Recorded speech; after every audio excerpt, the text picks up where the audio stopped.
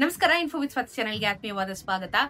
Shocking ಸುದ್ದಿ ಒಂದು ಬಂದಿದೆ ಗೃಹಲಕ್ಷ್ಮಿಯ ವಿಚಾರವಾಗಿ. ಇದ್ರ ಬಗ್ಗೆ ನಾನು ವಿಡಿಯೋದಲ್ಲಿ ತಿಳಿಸ್ಕೊಡ್ತೀನಿ. ದಯವಿಟ್ಟು ಚಾನೆಲ್ನ ಸಬ್ಸ್ಕ್ರೈಬ್ ಮಾಡ್ಕೊಂಡು ವಿಡಿಯೋನ ಕಂಪ್ಲೀಟ್ ಆಗಿ ವಾಚ್ ಮಾಡಿ. ತುಂಬಾ ಜನಕ್ಕೆ ಈಗ ಅನ್ಯಾಯ ಅಂತೂ ಖಂಡಿತವಾಗ್ಲೂ ಆಗ್ತಾ ಇದೆ. ಈಗ ಲಕ್ಷ್ಮಿ ಹೆಬ್ಬಾಳ್ಕರ್ ಅವರೇ ಒಂದಷ್ಟು ಸ್ಟೇಟ್ಮೆಂಟ್ ನ ಕೂಡ ಕೊಟ್ಟಿರುವಂತದ್ದು ಎಲ್ಲ ಮೀಡಿಯಾಗಳ ಮುಂದೆನೂ ಇದನ್ನ ಕೊಟ್ಟಿದ್ದಾರೆ.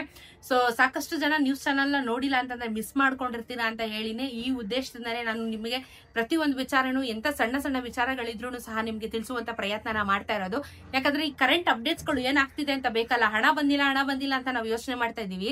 ಹಣ ಯಾಕೆ ಬಂದಿಲ್ಲ ಅಂತ ಹೇಳಿ ಪ್ರಶ್ನೆಗಳನ್ನ ಮಾಡಿದಾಗ ಕೆಲವೊಂದಷ್ಟು ಕ್ವಶನ್ ಮಾರ್ಕ್ ಗಳು ಕೂಡ ನಮಗೆ ಬರುತ್ತೆ.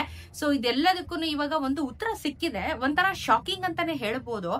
ಈ ರೀತಿ ಮಾಡಿರೋದು ತುಂಬಾ ಅನ್ಯಾಯ ಅಂತ ಅನಿಸ್ತಾ ಇದೆ.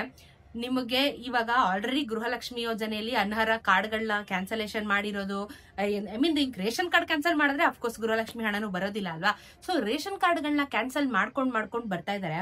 ಬಟ್ ಇಲ್ಲೇನಾಯ್ತು, ನಾವು ರೇಷನ್ ಕಾರ್ಡ್ ನ ಕ್ಯಾನ್ಸಲ್ ಮಾಡಿದ್ರೆ ಯಾವ ಯೋಜನೆಗಳು ಬರೋದಿಲ್ಲ ಅಂತ ನಮಗೆ ಆಲ್ರೆಡಿ ಅದ್ರ ಬಗ್ಗೆ ಇನ್ಫಾರ್ಮೇಶನ್ ಗೊತ್ತಿದೆ. ಬಟ್ ಇಲ್ಲಿ ರೇಷನ್ ಕಾರ್ಡ್ ಕ್ಯಾನ್ಸಲ್ ಮಾಡೋದು ಮಾತ್ರ ಮಾಡ್ತಾ ಇಲ್ಲ. ರಿಪೋರ್ಟ್ ಪ್ರಕಾರ, ನಿನ್ನೆ ಬಂದಿರುವಂತ ರಿಪೋರ್ಟ್ ಗಳ ಪ್ರಕಾರ ಬರೋಬ್ಬರಿ 2 ಲಕ್ಷ ಗೃಹಲಕ್ಷ್ಮಿಯರಿಗೆ ಇನ್ ಮುಂದೆ ಹಣ ಬರೋದಿಲ್ಲ ಅಂತ ಹೇಳ್ಬಿಟ್ಟು ಲಕ್ಷ್ಮಿ ಹೆಬ್ಬಾಳ್ಕರ್ ಅವರು ಸ್ಟೇಟ್ಮೆಂಟ್ ನ ಕೊಟ್ಟಿದ್ದಾರೆ. ಸೊ 2 ಲಕ್ಷ ಮಹಿಳೆಯರಿಗೆ ಗೃಹಲಕ್ಷ್ಮಿ ಹಣ ಕ್ಯಾನ್ಸಲ್ ಆಗಿದೆ. ನಿಮ್ಗೆ ಗೊತ್ತಿರೋ ಹಾಗೆ ನಮ್ಮ ಕರ್ನಾಟಕದಲ್ಲಿ 1,23,00,000 ಜನ ಮಹಿಳೆಯರು ಗೃಹಲಕ್ಷ್ಮಿ ಯೋಜನೆಯ ಫಲಾನುಭವಿಗಳಾಗಿದ್ದಾರಲ್ವಾ. ಅದರಲ್ಲಿ ಇವಾಗ 2 ಲಕ್ಷ ಮಹಿಳೆಯರಿಗೆ ಗೃಹಲಕ್ಷ್ಮಿ ಯೋಜನೆ ಹಣ ಕ್ಯಾನ್ಸಲ್ ಆಗಿದೆ. ಸೊ ಅದು ನಿಮ್ದು ಆಗಿರ್ಬೋದು, ನಿಮ್ ಪಕ್ಕದ ಮನೆಯವ್ರದ್ದಾಗಿರ್ಬೋದು, ಅಥವಾ ಯಾರ್ದು ಬೇಕಾದ್ರೂ ಆಗಿರಬಹುದು. ನೀವು ನಿಮ್ಮ ಒಂದು ಏನೋ ರೇಷನ್ ಕಾರ್ಡ್ ಕ್ಯಾನ್ಸಲ್ ಆಗಿದ್ರೆ ಗೃಹಲಕ್ಷ್ಮಿ ಕ್ಯಾನ್ಸಲ್ ಆಗೋದು. ಬಟ್ ಇಲ್ಲಿ ಏನ್ ಮಾಡಿದ್ದಾರೆ ಅಂತ ಅಂದ್ರೆ, ರೇಷನ್ ಕಾರ್ಡ್ ನ ಬಿಟ್ಟು ಸಪರೇಟ್ ಆಗಿ ಗೃಹಲಕ್ಷ್ಮಿ ಲಿಸ್ಟ್ ನ ಬಿಟ್ಬಿಟ್ಟಿದ್ದಾರೆ ಇವರು.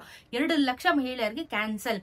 ಯಾವ ಒಂದು ಬೇಸಿಸ್ ಮೇಲೆ ಈ ಒಂದು ಕ್ಯಾನ್ಸಲೇಷನ್ ನ ಮಾಡಿದ್ದಾರೆ ಅಂತ ಅಂದ್ರೆ, ನೀವು ಟ್ಯಾಕ್ಸ್ ಪೇಯರ್ ಅಂತ ಹೇಳ್ಬಿಟ್ಟು 2 ಲಕ್ಷ ಮಹಿಳೆಯರ ಗೃಹಲಕ್ಷ್ಮಿ ಯೋಜನೆನ ಕ್ಯಾನ್ಸಲ್ ಮಾಡಿದ್ದಾರೆ.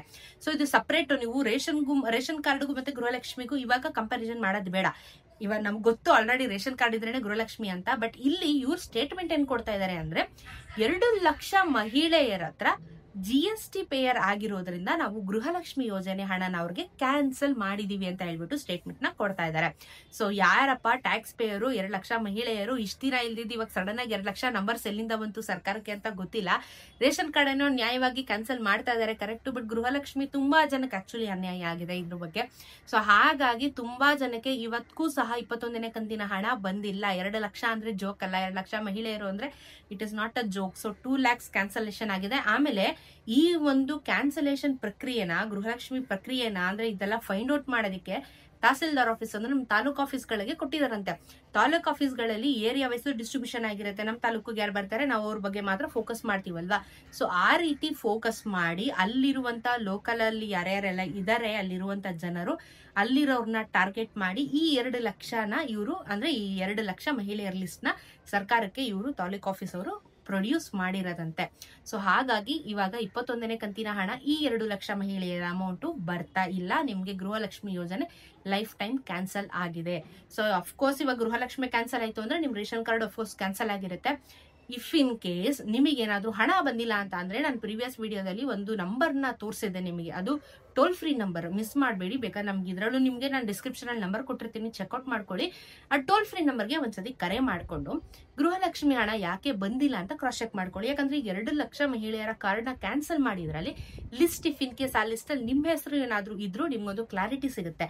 ಇಲ್ಲ ನಾವ್ ಯಾವ್ದು GST ಪೇಯರ್ ಅಲ್ಲ, ನಮ್ಮ ಹತ್ರ ಏನೂ ಇಲ್ಲ, ನಾವು ಸುಮ್ನೆ ಹಂಗೆ ನಾರ್ಮಲ್ ನಾವ್ ಏನ್ BPL ಕಾರ್ಡ್ ಅಂಡರ್ ಅಲ್ಲೇ ಬರ್ತೀವಿ ಅಂತ ಏನಾದ್ರು ಆ ತರನು ಇದ್ದು ನಿಮ್ದೇನಾದ್ರು ಮಿಸ್ ಆಗಿ ಕ್ಯಾನ್ಸಲೇಷನ್ ಮಾಡಿದ್ರೆ ನೀವು ರಿಕ್ವೆಸಿಷನ್ ನ ಕೊಡಬಹುದು. ಅವ್ರು ಅದನ್ನ ಸರಿ ಮಾಡ್ಕೊಡ್ತೀವಿ ಅಂತ ಹೇಳಿದ್ದಾರೆ. ಬಟ್ ಅದ್ರ ಬಗ್ಗೆ ಇನ್ನ ಗ್ಯಾರಂಟಿ ಹೇಳಿಲ್ಲ. ಅವರು ಮಾಡ್ಕೊಡ್ತೀವಿ ಅಂತ ಹೇಳಿದ್ದಾರೆ. ನೀವು ಮಾಡ್ಕೊಡ್ತೀನಿ ಅಂತ ಹೇಳಿದ್ರೆ ನಿಮ್ಗೆ ಗೊತ್ತಿದೆ ಅವ್ರು ಎಷ್ಟು ಟೈಮ್ ತಗೋತಾರೆ, ಮತ್ತೆ ಕ್ರಾಸ್ ವೆರಿಫಿಕೇಶನ್ ಮಾಡ್ತಾರೆ, ಮತ್ತೆ ಡಾಕ್ಯುಮೆಂಟ್ಸ್ ಮಾಡ್ತಾರೆ.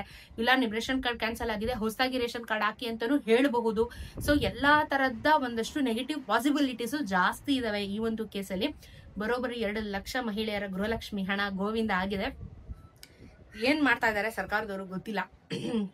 ಬೇಕಂತ ಮಾಡ್ತಾ ಇದಾರಾ, ಇಲ್ಲ ನಿಜವಾಗ್ಲೂ ಕರೆಕ್ಟ್ ಆಗಿ ಕ್ರಾಸ್ ಚೆಕ್ ಮಾಡಿ ಕ್ಯಾನ್ಸಲ್ ಮಾಡ್ತಾ ಇದಾರಾ? ನಮ್ಗಂತೂ ಅರ್ಥ ಆಗದಿರುವಂತ ಒಂದು ಸಿಚುಯೇಷನ್ ಅಲ್ಲಿ ನಾವೆಲ್ಲರೂ ಗೊಂದಲದಲ್ಲಿ ಇವಾಗ ಇದೀವಿ ಅನ್ನೋದು ಮಾತ್ರ ಖಂಡಿತ. ಬಿಕಾಸ್ ಈ ಕಡೆ ರೇಷನ್ ಕಾರ್ಡ್ ಅಂತಾರೆ, ಈ ಕಡೆ ಗೃಹಲಕ್ಷ್ಮಿ ಅಂತಾರೆ. ಫುಲ್ಲು ಒಂದು ರೀತಿ ಕನ್ಫ್ಯೂಷನ್ ಸ್ಟೇಟ್ ಅಲ್ಲಿ ಎಲ್ಲರೂ ಇರೋದಂತೂ ಗ್ಯಾರಂಟಿ. ಸೊ ಇದ್ರ ಬಗ್ಗೆ ನಿಮ್ಮ ಅನಿಸಿಕೆ ಏನು ಅನ್ನೋದನ್ನ ಕಮೆಂಟ್ ಅಲ್ಲಿ ತಿಳಿಸಿ. ಯಾವುದೇ ರೀತಿಯಾಗಿರುವಂತ ಅಪ್ಡೇಟ್ಸ್ ಗಳು ಬಂದಲ್ಲಿ ವಿಡಿಯೋ ಮಾಡಿ ತಿಳಿಸ್ಕೊಡ್ತೀನಿ. ಅದರಿಂದ ನಿಮ್ಗೆ ತುಂಬಾನೇ ಹೆಲ್ಪ್ ಆಗುತ್ತೆ. ಸಿಗೋಣ ಮತ್ತೊಂದಷ್ಟು ಇದೇ ರೀತಿ ಇನ್ಫಾರ್ಮೇಟಿವ್ ವಿಡಿಯೋ ಒಂದಿಗೆ. ನಮಸ್ಕಾರ.